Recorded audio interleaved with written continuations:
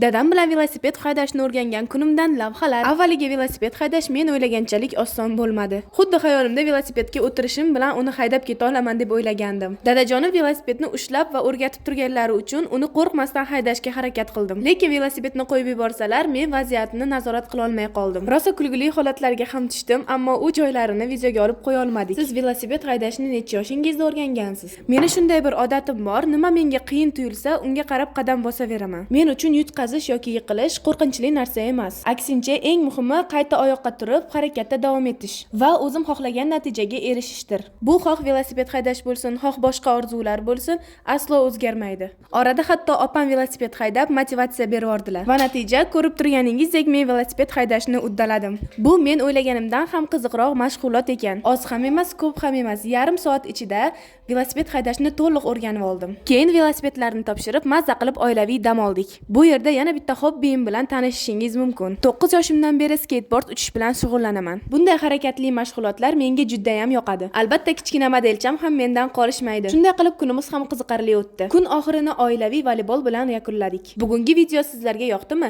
Fikrlaringizni izohlarda kutib qolaman. Profilimga obuna bo'lib, yurakchani bosish esingizdan chiqmasin.